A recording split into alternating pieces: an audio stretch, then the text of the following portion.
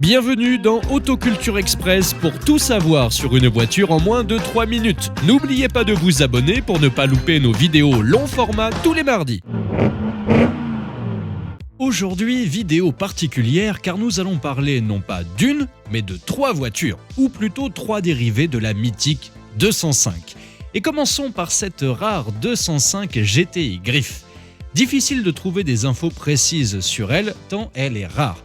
La Griff se veut être une Peugeot 205 GTI 1,9 litre 130 chevaux de luxe. Elle ne reprend pas toutes les options possibles, ainsi la clim n'est pas proposée, incompatible avec la direction assistée qui équipe ce modèle.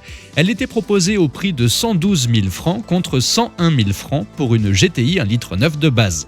Elle est dotée en tout cas d'une sellerie cuir et dispose d'équipements spécifiques, notamment les jantes gris anthracite, mais aussi les rétroviseurs dégivrants, les miroirs de courtoisie éclairés, la moquette plus épaisse, etc. Enfin, elle ne propose qu'une seule couleur, le vert fluorite, qui, dit-on, s'inspire de la 205 GTI personnelle de Jean Todt, alors patron de Peugeot Sport, doté de cette couleur et des jantes anthracite. Une sorte de clin d'œil à l'artisan des victoires de Peugeot en rallye, en raid et en endurance.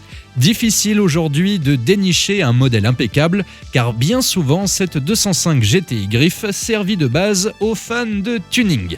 Et si je vous dis maintenant 205 des quartiers chics et branchés, évidemment la Gentry. Lorsqu'on parle d'une petite citadine chic, tendue de cuir, on peut penser à la Renault Super 5 Baccarat ou encore plus sûrement à la Clio Baccarat qui initièrent le genre à la fin des années 80 et au début des années 90. Bien peu penseront en revanche à la 205 Gentry. Peugeot, grisé par le succès de sa 205 GTI, n'avait pas vu venir le coup et laissa la Super 5 Baccarat s'installer sur ce marché. Lorsque la marque sochalienne réagit, il était trop tard et le réflexe était pris dans les beaux quartiers. Renault enfonça le clou avec la Clio. C'en était fini des tentatives de Peugeot pour rivaliser sur ce créneau. Pourtant, la 205 Gentry, produite de 91 à 94, était pétrie de qualité, bien que disponible uniquement en 3 portes. La ligne de la 205 est toujours aussi réussie et même aujourd'hui. Dans ces 2 couleurs spécifiques, vert Sorrento, une sorte de vert anglais, ou beige Mayfair, doté des mêmes artifices de carrosserie que sa sœur GTI, mais plus sobrement intégrée, elle a ce charme discret des gens sûrs de leurs atouts. Surtout, son équipement est digne des plus grandes, pour l'époque. Le cuir, noir ou beige, est présent partout et la moquette est épaisse. Rétroviseur dégivrant, insert de bois précieux sur les contreportes, pare-soleil éclairé pour se remaquiller, tout y est. La clim, un luxe pour l'époque, est présente elle aussi, tout comme le toit ouvrant, tous les deux en option. Surtout, la 205 Gentry a un moteur. Et quel moteur! Tout bonnement celui de la 205 GTI 1,9 litre, dégonflé à 105 chevaux.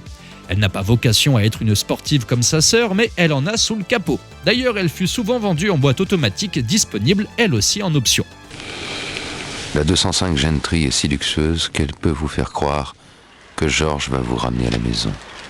Alors que c'est vous, Georges.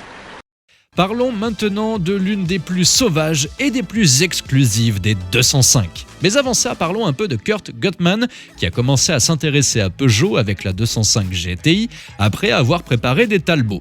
Conscient de l'excellente base que représente la petite sochalienne, il s'attaque donc à la rendre encore plus performante. Et l'apparition de la 405 Mi16 donne des petites idées aux sorciers allemands qui se lancent alors dans la réalisation d'une 205 Mi16.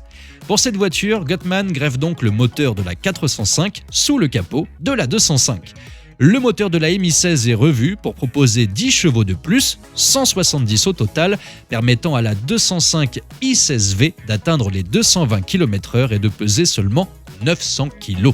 Si vous cherchez une Gutmann, le plus dur sera surtout d'en trouver une en état d'origine. En outre, si les modifications améliorent les performances de la voiture, qu'en est-il de la fiabilité aujourd'hui ? Sachez qu'environ 300 exemplaires de ces 205 un peu spéciales ont été réalisés par Gutmann. Dans tous les cas, il est très difficile de donner un prix aujourd'hui, que ce soit pour une 205 Griff, Gentry ou Gutmann, tant les spéculations vont bon train. Sauf évidemment sur notre site carjagger.com, à bon entendeur.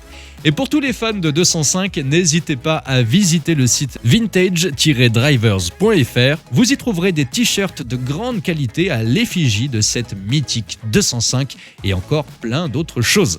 Merci à tous d'avoir regardé cette vidéo, un petit peu plus longue que d'habitude pour un Autoculture Express, mais n'oubliez pas de vous abonner, de liker et on se donne rendez-vous tout de suite dans la prochaine vidéo.